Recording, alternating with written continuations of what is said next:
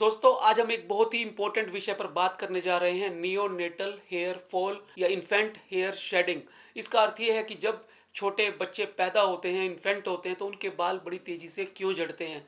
मुझे बहुत से प्रश्न आते हैं कि हमारे छोटे बच्चों के बाल कम हो रहे हैं, झड़ रहे हैं, क्या उन्हें गंजापन आ तो नहीं जाएगा और ये गंजापन परमानेंट तो उनके साथ नहीं रहेगा। तो आज के वीडियो में हम इन्हीं बातों से पर्दा उठाएंगे और जानेंगे नियोनेटल हेयर फॉलिंग के बारे में, नियोनेटल हेयर शेडिंग के बारे में। दोस्तों छोटे बच्चे जब पैदा होते हैं तो उनके बाल धीरे धीरे कम होना शुरू हो जाते हैं। इसके पीछे चार मुख्य कारण होते हैं। पहला कारण होता है हार्मोनल शेडिंग। जब बच्चा माँ के पेट में होता है तो उसे बहुत सारे हार्मोन्स माँ के जरिए मिलते हैं, प्लेसेंटा के जरिए मिलते हैं। लेकिन जब बच्चा माँ के पेट से बाहर आता है तो उसे वो हार्मोन्स मिलने बंद हो जाते हैं।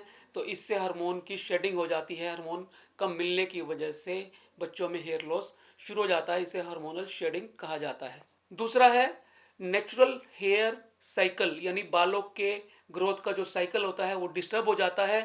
बाल रेस्टिंग फेज में ज़्यादा रहते हैं, गिरने वाले फेज में ज़्यादा रहते हैं, और जब ये साइकिल डिस्टर्ब होता है तो बाल आते कम हैं और निकलते ज़्यादा हैं। उसकी वजह से भी बच्चों के बाल कम होना शुरू हो जाते हैं। तीसरा कारण होता है घर्षण, फ्रिक्शन।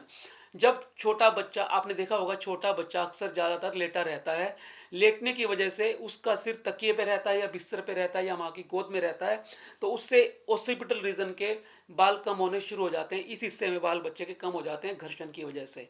और चौथा कारण होता है न्यूट्रिशनल डेफिशिएंसी। दोस्तों छोटा बच्चा अक्सर 6 महीने तक माँ के दूध पर ही पलता है। माँ के दूध में कई बार पोषण पूरा नहीं मिल पाता बच्चे को, उसकी वजह से भी बाल कम होना शुरू हो जाते हैं, जिसे हम न्यूट्रिशनल डेफिशिएंसी की वजह से मान सकते हैं। तो दोस्तों इन चार कारणों की वजह से छोटे बच्चों में बाल कम होते हैं। चिंता का विषय तब है जब ये बाल 1 साल के बाद भी बच्चे को ना आए, या कोई इन्फेक्शन या कोई रेडनेस, लाली, इचिंग, खुजली या कोई पैची हेयर लॉस हमें बच्चे में दिखाई दे। तब वो समय होता है जब डॉक्टर की सलाह लेने की आवश्यकता होती है। अमूमन ये सारे बाल बच्चों में वापस आ जाते हैं, इसलिए ज़्यादा चिंता करने की आवश्यकता नहीं होती।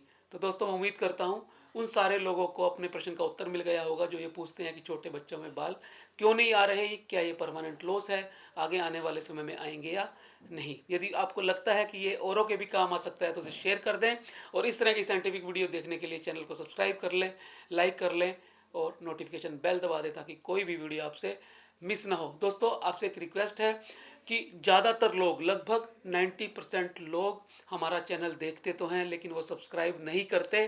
तो मेरी आपसे गुजारिश है कि हमें और मोटिवेशन मिलती रहे, आपके लिए मैं अच्छे वीडियोस लाता रहूं, तो उसके लिए आप चैनल को सब्सक्राइब करके नोटिफिकेशन बेल ऑन करते हैं। नमस्कार।